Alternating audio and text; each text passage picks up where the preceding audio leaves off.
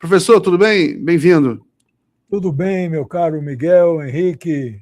Boa noite aos queridos telespectadores aqui da TV Fórum. Boa noite e seja bem-vindo mais uma vez, professor. Obrigado. Professor, vamos começar. Eu separei uns prints aqui para a gente. Gui, coloca aí esse do diretor do Centro Nacional de Contra-Terrorismo, Joe Kent. Né? Bota na tela aí, para a gente ler. Tem isso aí, depois você bota a carta dele. Vamos ver essa notícia publicada na Fórum. Joe Kent pede demissão do contra-terrorismo do ZEUA e implode narrativa de Trump sobre guerra no Irã. Bota a carta dele, por favor. Outro print lá que tem a carta dele, por favor. Ele publicou uma carta nas redes sociais dizendo, carta direta. É ótimo quando isso acontece, né? O cara sem papo na língua. Joe Kent. Após muita reflexão, decidi renunciar ao meu cargo de diretor do Centro Nacional de Contra-Terrorismo com efeito imediato.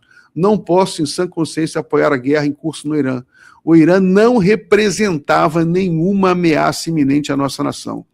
E é evidente que iniciamos essa guerra devido à pressão de Israel e do seu poderoso lobby americano.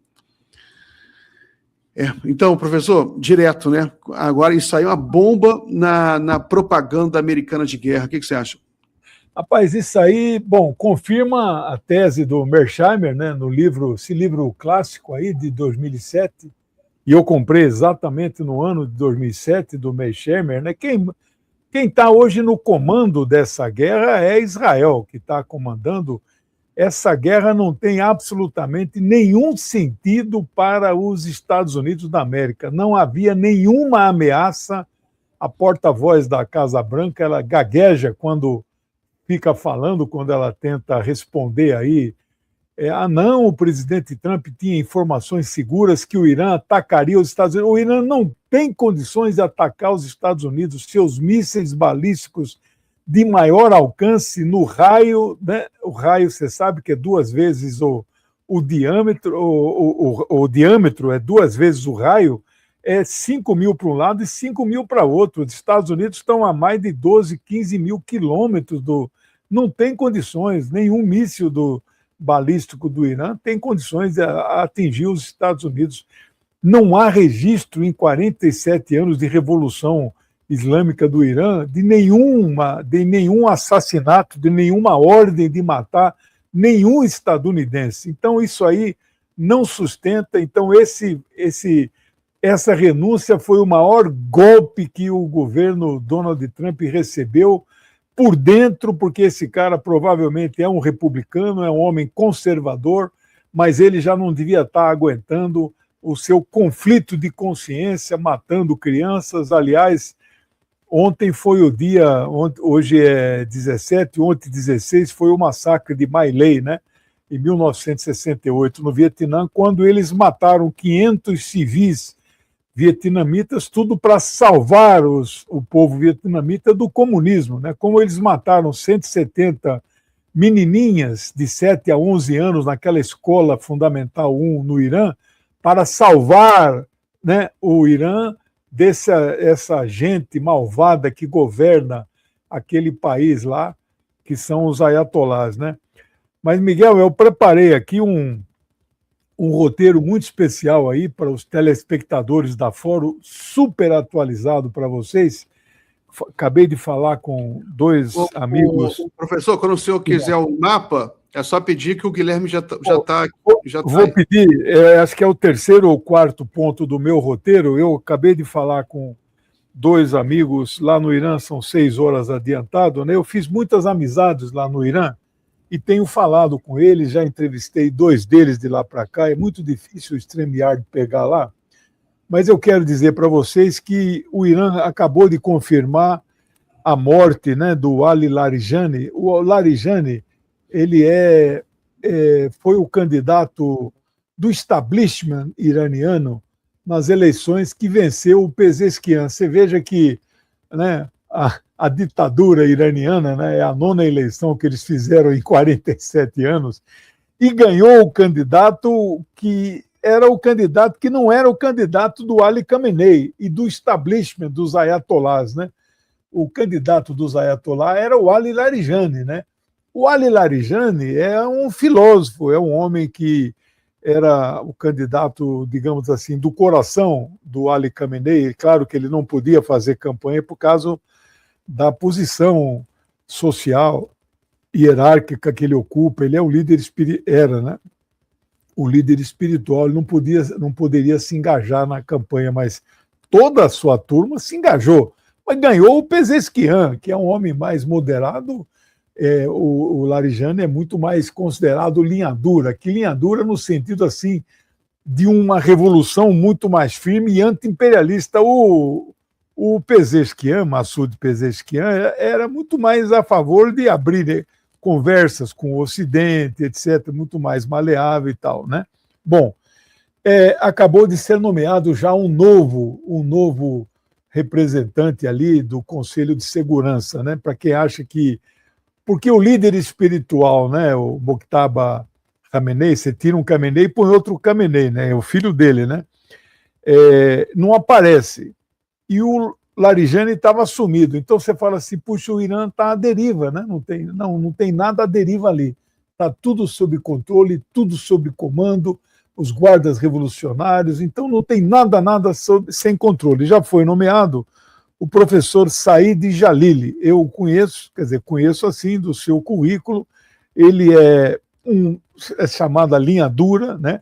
Mais dura que o Larijani, né? Para vocês verem que tempos ele é muito crítico ao acordo assinado na gestão Obama de 2015, o acordo nuclear, né? E ele que foi negociado pelo Larijani, né? Então ele lutou na guerra Irã-Iraque, perdeu uma perna, né? Então já temos aí um novo que ocupa o lugar do Larijani nesse momento, né? Então isso aí você pode então interpretar essa nomeação de que o Irã abandona qualquer pretensão nesse momento de uma negociação diplomática. O recado que o Irã manda ao mundo nesse momento é que ocorre agora a resistência total. Eu quero falar aqui das perdas aéreas que os Estados Unidos já sofreram e quase não se fala. O Irã conseguiu abater 5 aeronaves sobre o seu espaço aéreo.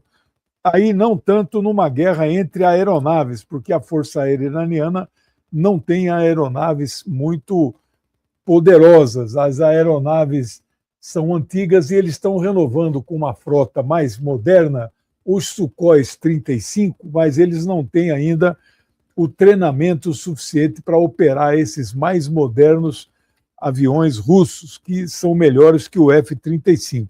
Foram abatidos com baterias antimísseis. Eles abateram 5 sobre o espaço aéreo iraniano, dos quais 2 pilotos que foram ejetados caíram em território iraniano, estão em poder, são prisioneiros de guerra.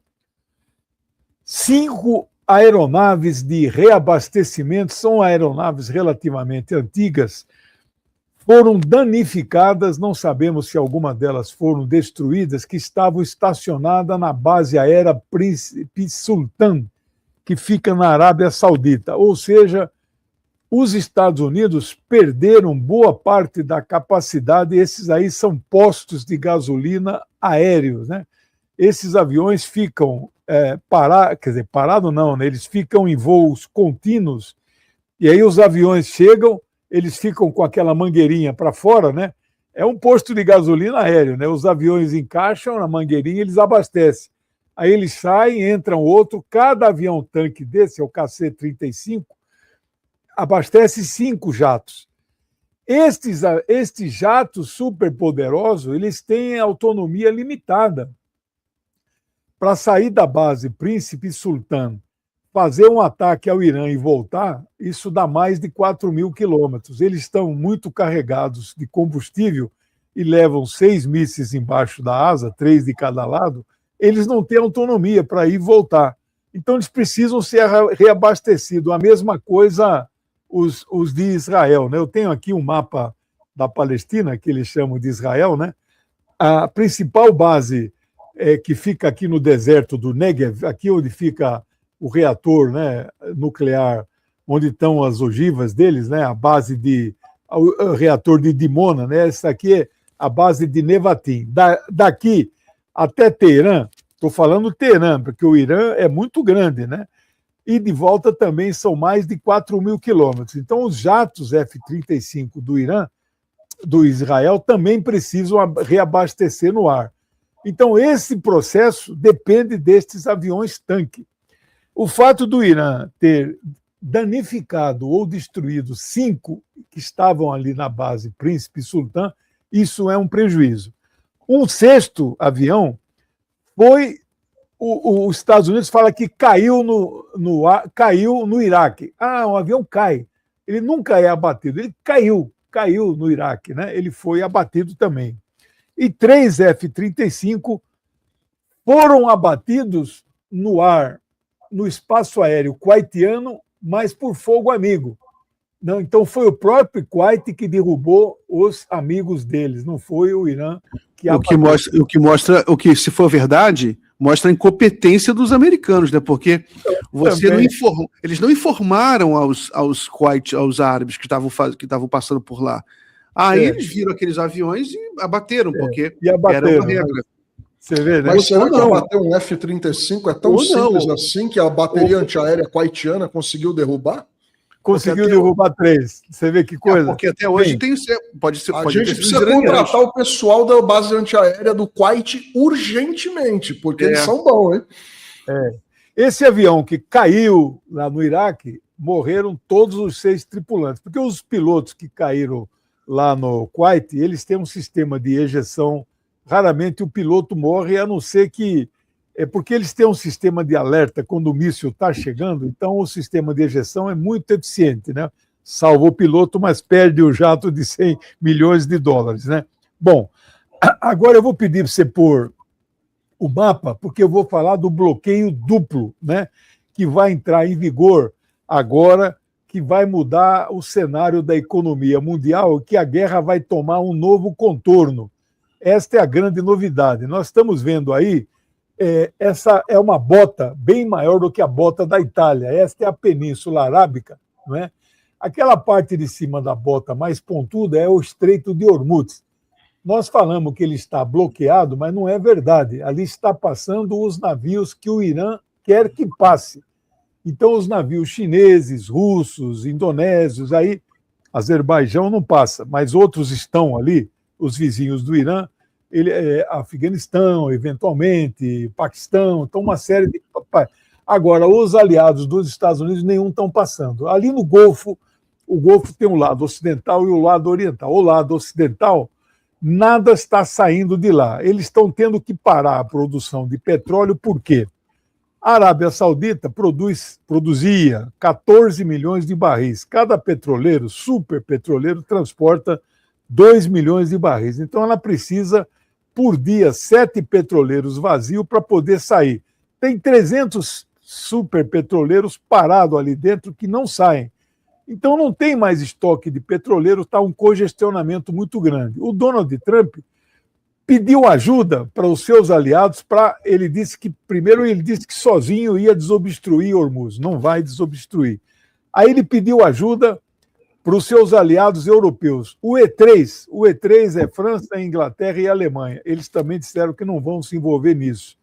E aí depois a Itália e a Espanha, que estão muito arredio, apesar da Meloni ser ideologicamente muito próxima do Trump, amiga dele, a pressão dentro da Itália para ela não se envolver nisso está muito grande. Ou seja, a Europa não quer saber, essa guerra não é nossa, você que se vire nisso. Portanto, ele não vai conseguir desobstruir. O que é que ele vai fazer agora, então? Ele está chamando o destroyer, chamado USS Trípoli, que demora ainda 8 dias para chegar, ele está aqui no Pacífico, né? E está vindo com 2.500 mariners. Qual é a suposição que ele vai... O que ele vai fazer com esses caras? Ele vai invadir o Irã com 2.500? Olha o tamanho da costa do Irã lá em branco. Os analistas que eu passei o dia ouvindo hoje, Larry Johnson, Scott Ritter, Douglas MacGregor, essa turma fala em 2 milhões de soldados para invadir o Irã, né?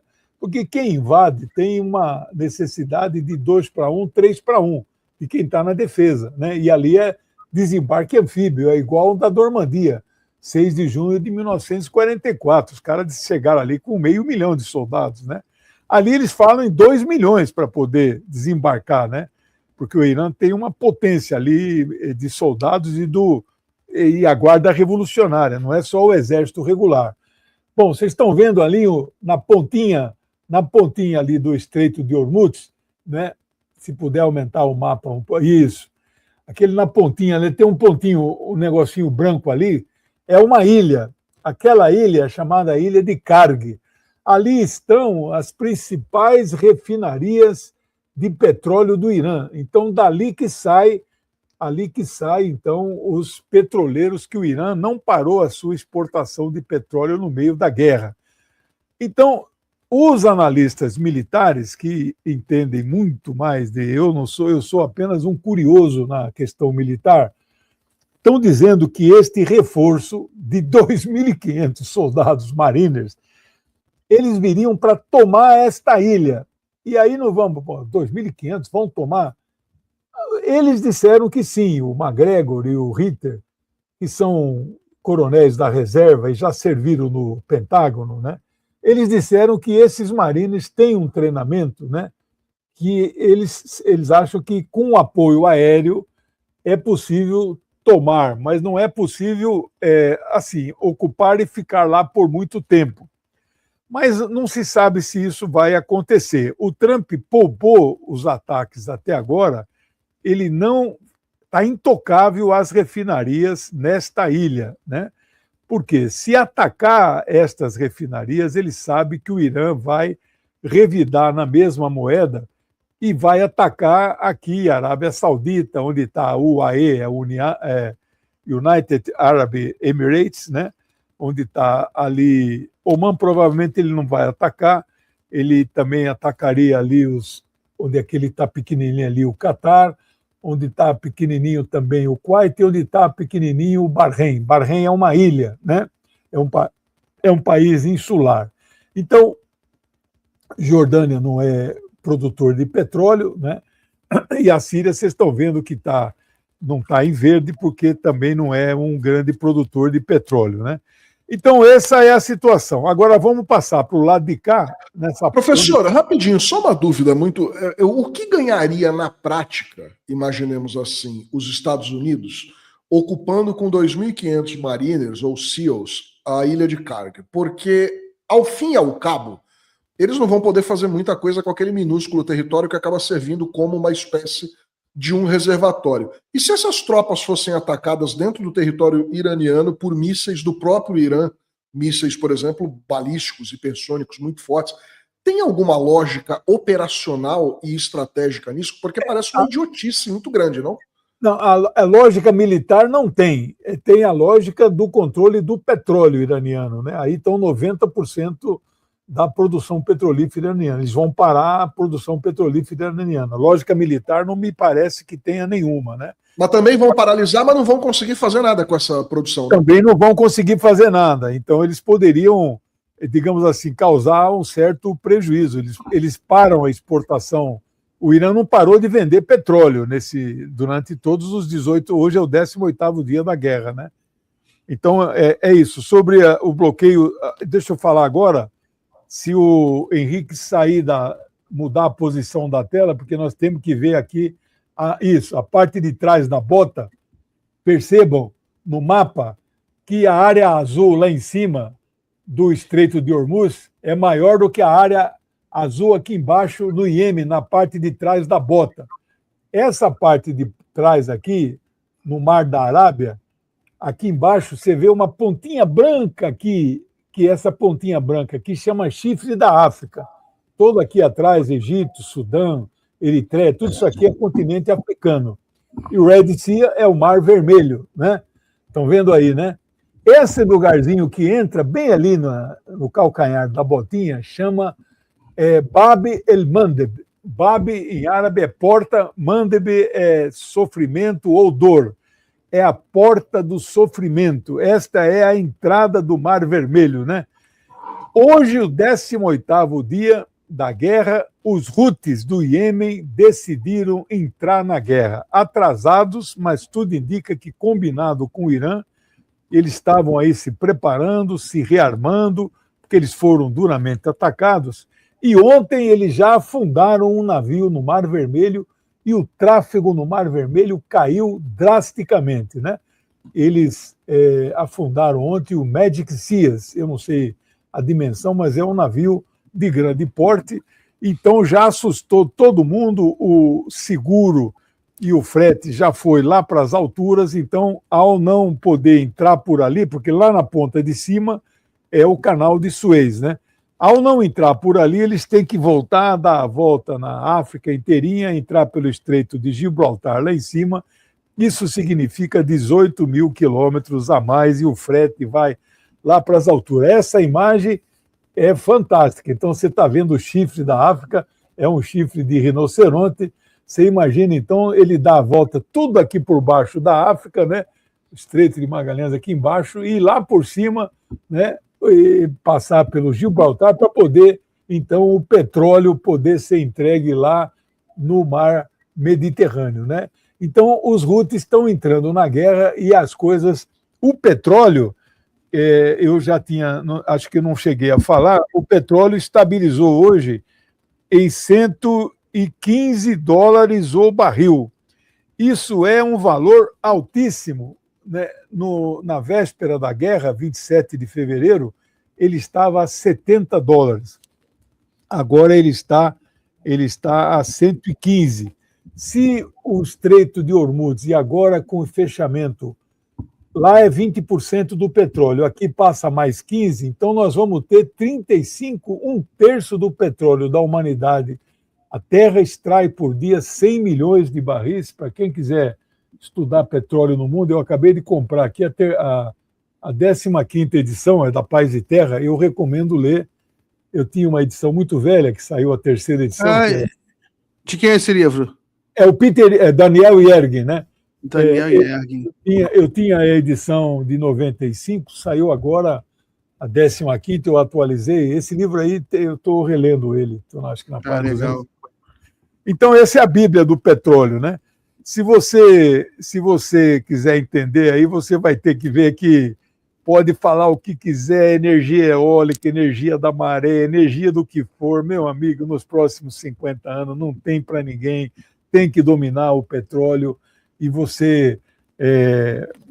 eu vi um meme, um dos melhores memes que eu ouvi, mostra soldados dos Estados Unidos com o fuzil assim, e o escrito é assim: geólogos estadunidenses pesquisando petróleo, né? Então, e a outro meme era assim: interessante, onde os Estados Unidos levam a liberdade, eles acham petróleo também, né? Eles vão levar a liberdade, levaram para a Líbia, levaram para o Iraque, estão levando aí agora para a Venezuela, vão controlar tudo. Está 103 hoje, fechou? Outro 103, outro meme também que o pessoal usa muito é que os Estados Unidos, eles costumam ameaçar muito, não só os americanos, né, os europeus, que costumam usar uma linguagem como se os iranianos representassem uma ameaça, né, muito grande aos ocidentais. Aí o pessoal, de fato, né? Por que eles foram construir um país bem no meio onde tem um montão de base militar americana? Né? Para que eles foram ameaçar? Um montão de base ali ao redor, eles foram construir um país bem ali no meio. Há 5 mil anos, só que eles se anteciparam, que eles construíram há 5 mil anos.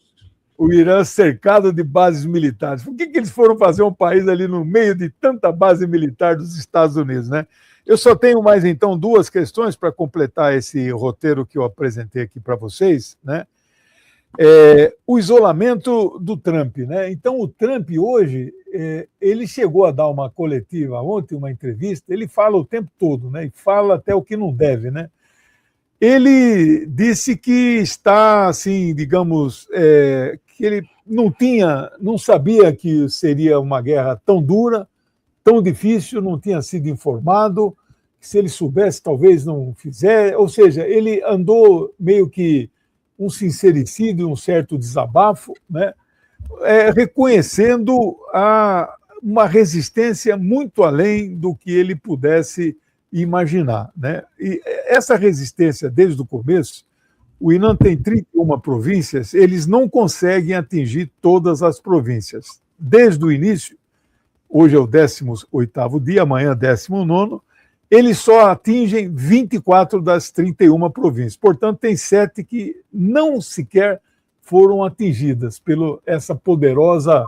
São 300 aviões, 160 dos 2 porta-aviões. Aliás, um deles, nós precisamos confirmar isso, mas um deles, o Abraham Lincoln, talvez teria saído completamente. Ele saiu do Golfo, ficou ali nas águas do Mar de Omã, e agora recebi a informação que ele saiu do mar ali, do Pacífico, inclusive.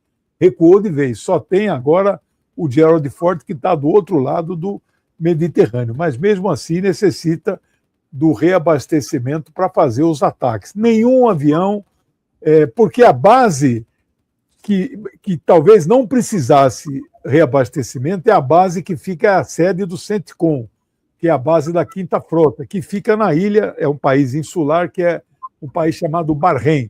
Esta base foi danificada, foi bombardeada, e o porto, que é a capital do país, que é Manama, está impossível de ser atracado, porque não dá mais, está totalmente bombardeado.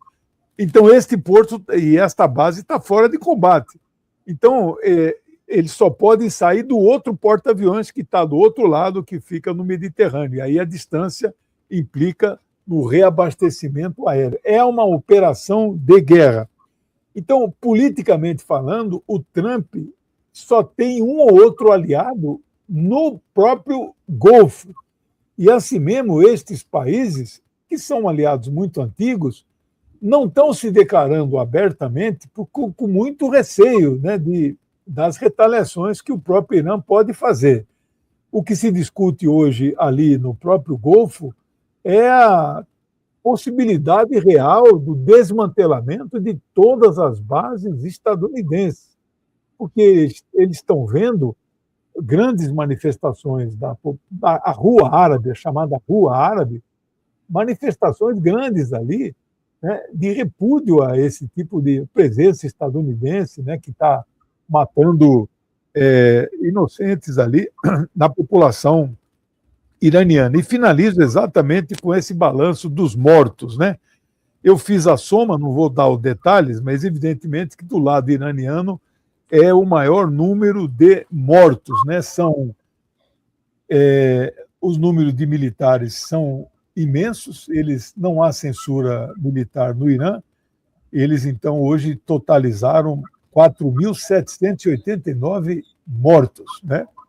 E civis, bem menos, 511, muitas mulheres, crianças, né? Aí já incluindo aquelas meninas naquela escola, né? Do lado do Líbano, é o segundo local com maior número de mortos, quase 1.000. Eles ocuparam, com certeza, uma cidade no sul do Líbano e 4 cidades estão na iminência da ocupação. Eu não sei se interessa saber o nome, mas o nome da cidade libanesa, que já está com coturnos em solo, o nome dela é Riam.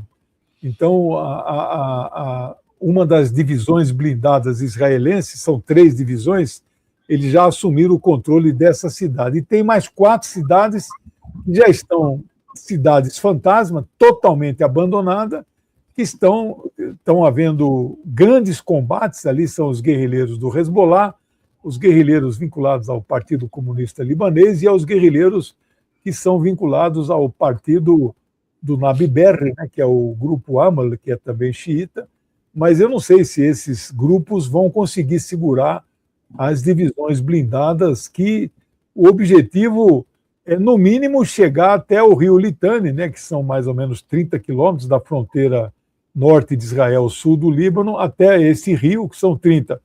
Mas Israel está bombardeando até Beirute. Pode ser que sinalize que eles queiram chegar novamente até lá, não sabemos. E, por fim, se você somar os que morreram também no Iêmen, que estão sendo atacados, os dos países do Golfo, que morreram do Kuwait, no Bahrein, etc. E dos Estados Unidos, eles falam e reconhecem 15, Israel 19, etc. São hoje uma guerra que tem 7.500 mortos em 18 dias, que, portanto, dá, então, 415 mortos por dia. Esse é o balanço. Não há sinais de que a guerra possa parar a qualquer momento, mas eu ainda não tenho, como tenho dito desde o começo, eu não tenho ainda uma frase, uma palavra para classificar. Nem vou dizer, porque não sou irresponsável, o Irã está dando uma surra nos Estados Unidos. Mas também não vou dizer que os Estados Unidos estão dando uma surra no Irã, nenhum dos dois. Como a guerra não acabou, eu ainda estou medindo as palavras com muito cuidado, porque eu tenho responsabilidade e tal. Agora, tem uma frase que eu digo desde o primeiro dia, sem medo de errar, não só com base no que tudo que eu li, mas com o que eu ouço também de outros especialistas, né? A impossibilidade da vitória. Por quê? Tecnicamente falando, do esgotamento da capacidade de mísseis dos Estados Unidos e de Israel. Israel tem 4 camadas protetoras de mísseis. Quando agora o Irã não lança mais mísseis pequenos, de meia tonelada, agora é 1 tonelada e 2. Eles são do tipo cluster, não sei se vocês conhecem. Quando o míssil vai chegando, ele abre a ogiva e multiplica por 15 mísseis menores. Não tem como você abater isso. Isso aí fura, vira uma peneira, o sistema das 4 camadas. E aí aquele sistema lá é o sistema de funda de Davi, é o sistema flecha, Arrows 1 e 2, e é o sistema do Iron Dome, domo de ferro. Tudo isso vira peneira, porque eles têm que lançar, às vezes, 16 pequenos mísseis para bater um desses. Também não tem estoque, não é ilimitado a produção desses mísseis que são fabricados pelos Estados Unidos. Então, Israel também está em dificuldade com esse estoque. Se ano passado eles pediram para parar a guerra com 12 dias, pediram para os Estados Unidos pedir para o Irã fazer um cessar-fogo, esse ano, no 18º, não pediram ainda, mas o Catar e o Bahrein já pediram. Então já houve um pedido de cessar-fogo, mas não é ainda dos Estados Unidos nem de Israel. Mas é ilimitado o estoque de mísseis? Não é, todo mundo sabe que não é. Então, a única frase que eu tenho certeza é essa: há uma impossibilidade da vitória dos Estados Unidos, ou seja, uma guerra fracassada, uma guerra levada ao fracasso. Mas dizer que eles serão fragorosamente derrotados, eu tenho cuidado ainda de não usar essa terminologia. É isso, Miguel? Professor, eu sei que o senhor tem o tempo aí que corrido, mas tem uma perguntinha no superchat aqui, acho que o senhor pode responder. Estou à disposição. Tranquilo?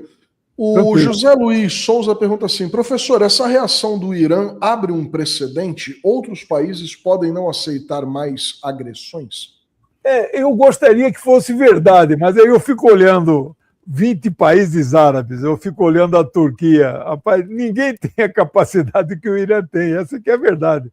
Gostaria muito que isso fosse verdade, né? Se o Brasil fosse atacado... Eu ia emendar com uma pergunta nesse sentido. Eu estava curioso sobre isso desde o momento que a gente começou a falar sobre o comportamento daquelas monarquias islâmicas árabes ali do Golfo. Tanto no Bahrein como no Catar, múltiplas bases na imensa Arábia Saudita, no Sultanato de Omã, no pequeno Kuwait, em todos esses locais, os Estados Unidos implantaram bases. Isso começa lá atrás, mas se intensifica fortemente depois da Guerra do Golfo, em 1991, e depois da Guerra do Iraque, então, e durante a Guerra do Iraque, isso se torna, vira arroz de festa. Eles estão em tudo quanto é canto. Hoje, professor, será? É uma pergunta sincera. É claro também que é um exercício de conhecimento, mas um exercício também de imaginação. Será que hoje, numa cúpula que reúna, por exemplo, por videoconferência, todos esses chefes de estados dessas monarquias, né, esses sultões, esses reis, esses sheiks, será que esses caras acham que foi vantagem a colocação dessas bases? Porque quando eles começaram a tomar um coco do Irã agora muito forte, os Estados Unidos literalmente falou: olha, vai que vai, segura a onda aí que... Pô, mas eu não consigo me defender. Você está defendendo Israel, mas aqui está caindo o céu na minha cabeça. Meu, problema seu, te vira aí. Eles receberam as bases e a única coisa que eles receberam em troca era a defesa deles. E eles não receberam isso. Será que foi vantagem ou hoje eles veem isso como algo problemático? Eles nunca vão confessar isso, Henrique, mas eu acho que, no fundo, está todo mundo numa crise existencial muito profunda. Eles estão reavaliando tudo isso. Você sabe, o Roosevelt, antes de ir para um dos encontros dos três grandes, ele não desceu do navio, ele era paraplégico, vocês sabem, né, o Roosevelt, né? E ele não desceu do navio, ele parou ali na Arábia Saudita, ele estava indo, acho que para o encontro lá do... não sei se era de Alta ou de... teve o do Teherã, né? E teve o de Alta, né? O do terceiro, já em Pontes, né, ele já tinha morrido, né? Mas aí o rei da Arábia Saudita subiu a bordo, né? E o rei pede proteção eterna para o reino, né? Ele fala, não, pode ficar tranquilo, eu garanto para vocês, mas eu vou pedir uma coisa em troca para você. Só venda o seu petróleo usando a nossa moeda em dólar. Ah, o rei falou, então tá feito o acordo, né? Aí surge o petrodólar famoso, né? Mas você sabe que ano passado, a partir de abril mais ou menos, a Arábia Saudita começou a estudar, aceitar também yuan, né? Então aí é que a coisa... Aliás, o Irã, alguns petroleiros que estão passando lá, ele fala, vai passar aqui se você pagar o petróleo em moeda chinesa. Fora disso, não passa. Ali é tudo... Ali ninguém dá ponto sem nó, viu? Ali é tudo... Mas olha, essa pergunta sua é de $1 milhão, viu? Ali está todo mundo reavaliando tudo, mas ninguém, eles não vão falar isso, não vão ouvir, você não vai ouvir isso nunca, jamais. Tem outro que fala, teve um bilionário, não sei se você viu, um bilionário de Dubai, que ele escreveu uma carta que viralizou, escreveu em árabe, depois todo mundo traduziu, em que ele fala, tipo um textão, né? Assim, é uma carta aberta ao Donald Trump. O título é Carta Aberta ao Donald Trump, em que ele fala como eles se sentiram traídos, porque eles não queriam estabilidade. Inclusive, você tem um papo aí que está rolando na grande imprensa, já saiu no New York Times, que o príncipe saudita, que ele está ligando para o Donald Trump para pedir para bombardear o Irã. Eu não sei se eu acredito, porque o New York Times ele mente muito.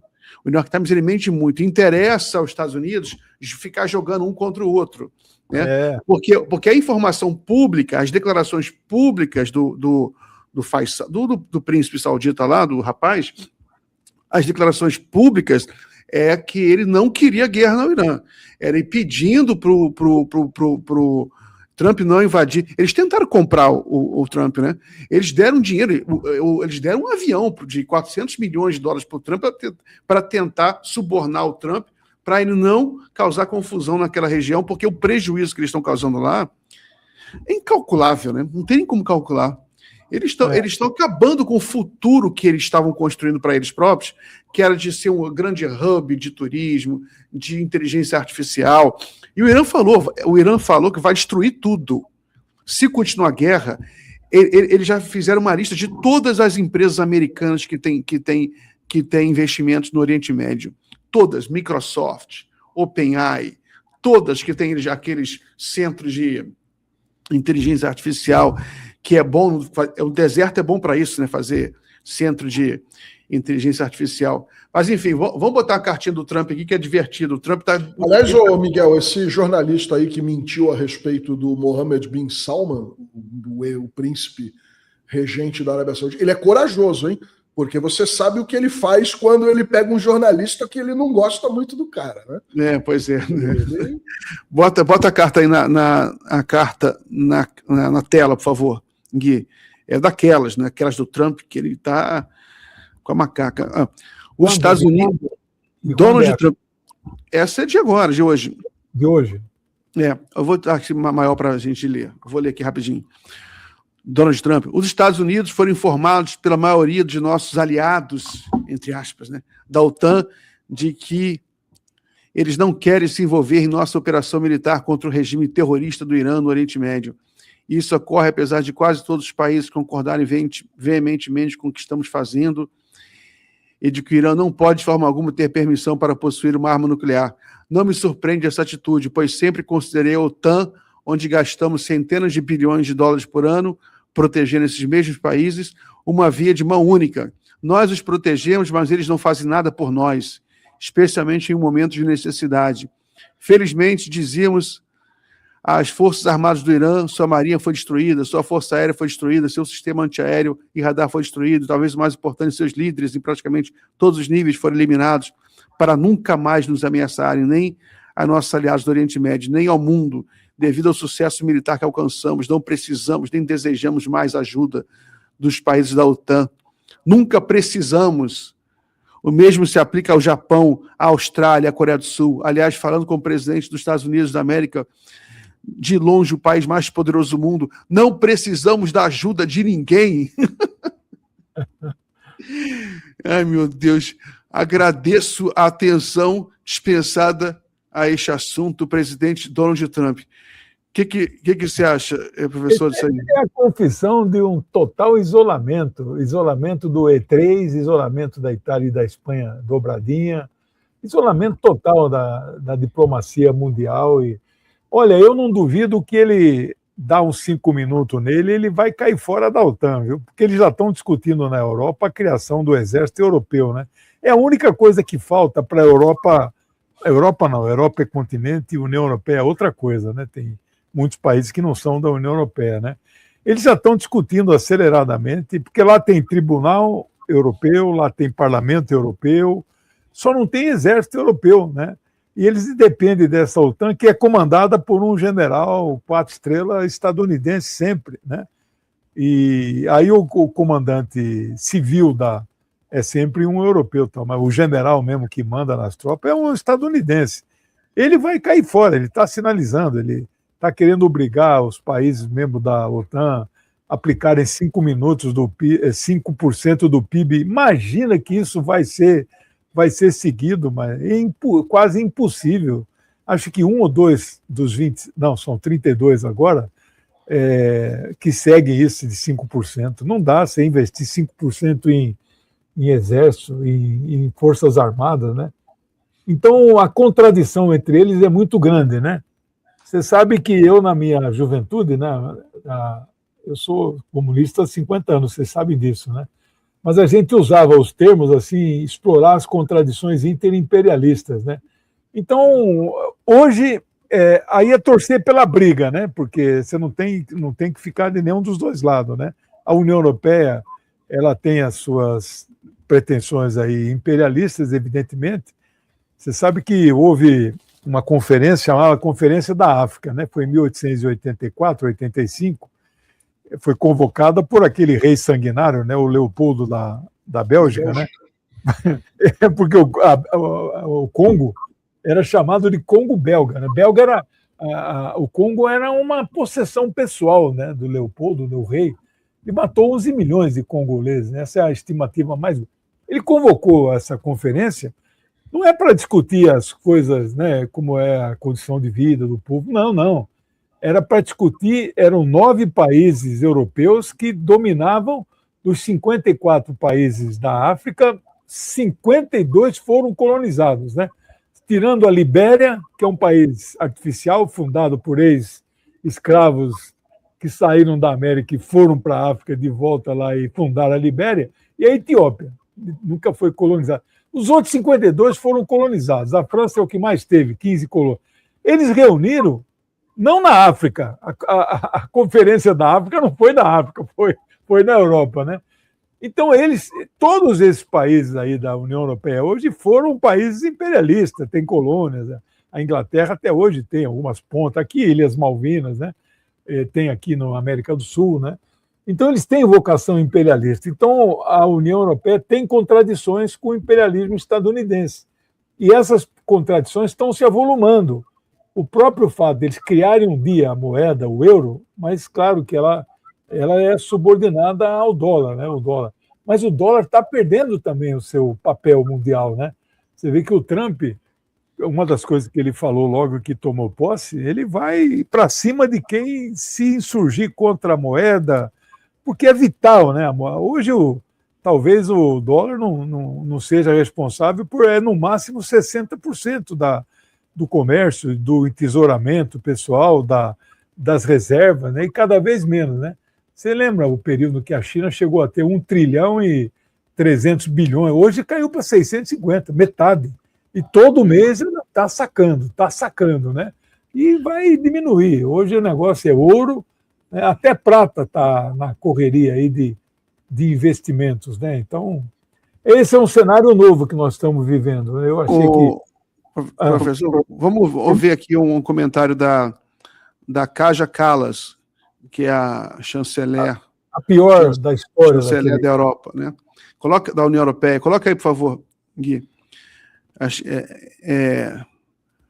União Europeia rejeita a compra de petróleo russo. Preços do petróleo na União Europeia vão disparar.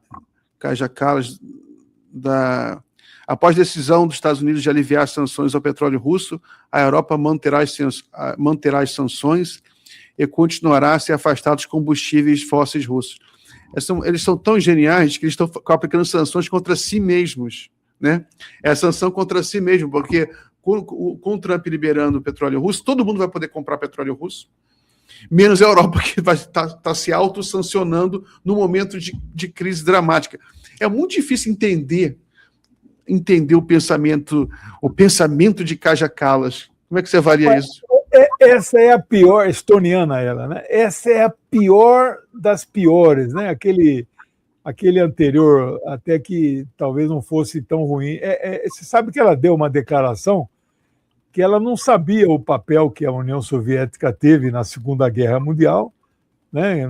Que ela tinha nem a China, ela falou, nem a China, ela falou. Não, os jovens ficam aprendendo, os jovens que não leem livros ficam aprendendo, ouvindo o papel da União Soviética e da China na Segunda Guerra Mundial. Rapaz, ela é o que tem de pior, sabe?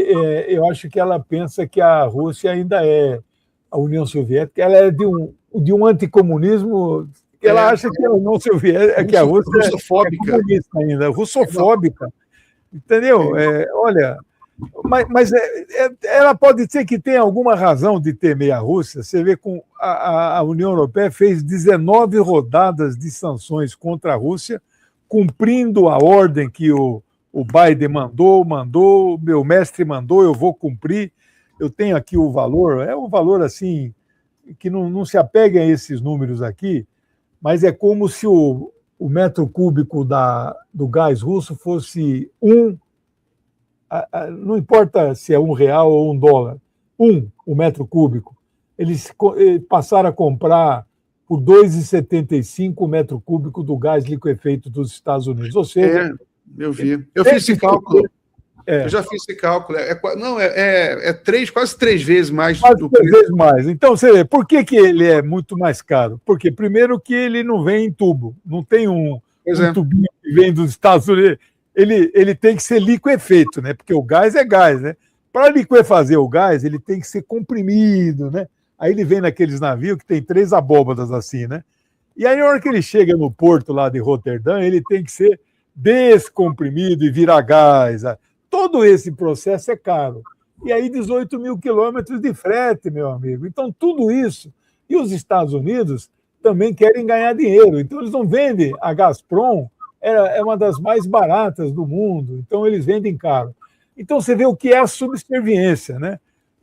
Tem amigos meus que moram na Alemanha, eles mostraram a conta de luz, um dono de padaria. Falei, professor, aqui, ó, antes e agora depois. Rapaz, mas explodiu as contas de luz porque estão pagando muito mais caro. Então, a Alemanha entrou em crise, entrou em recesso, empresas fugiram da Alemanha por causa da subordinação ao imperialismo estadunidense.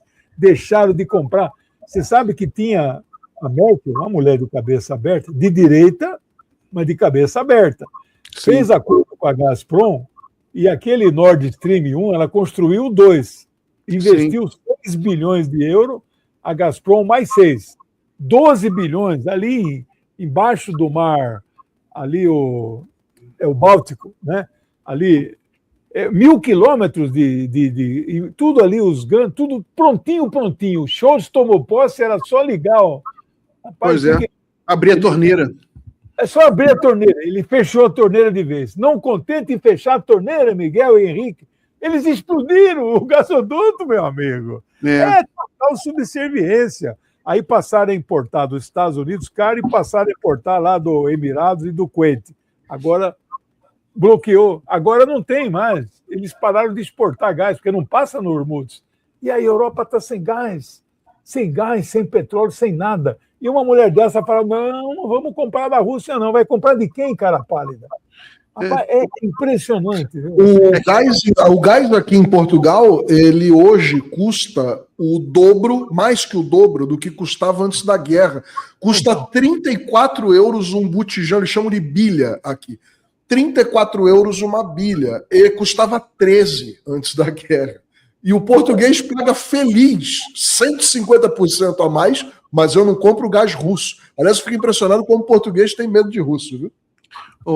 Professor, é como se a pessoa tivesse raiva da Enel, companhia elétrica, a resolver se destruir todos os postes de luz da sua rua, né? Não, vou ficar sem luz. Vou viver de gerador, vou comprar um gerador e vou ser feliz com o gerador.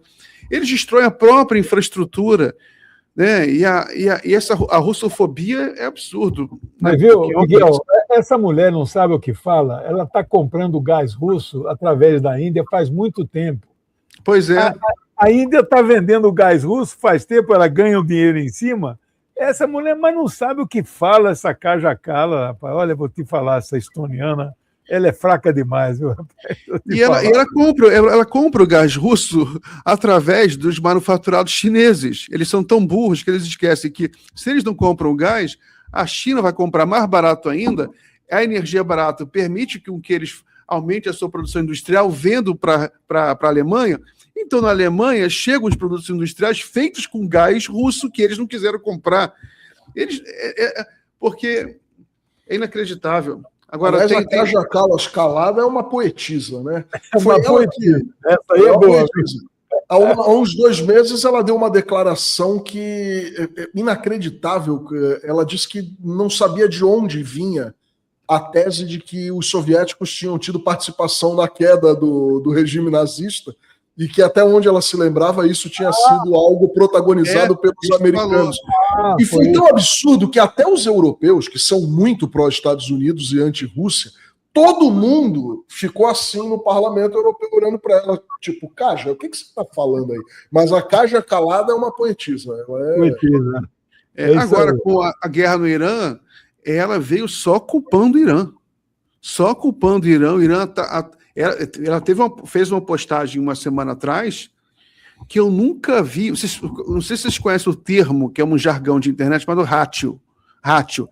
É quando você publica uma coisa na internet, uma besteira qualquer, e os comentários têm muito mais. Os comentários críticos têm muito mais curtida do que o seu comentário. Os comentários críticos a ela foi destruída, ela está sendo destruída na rede social, porque ela está desmoralizada.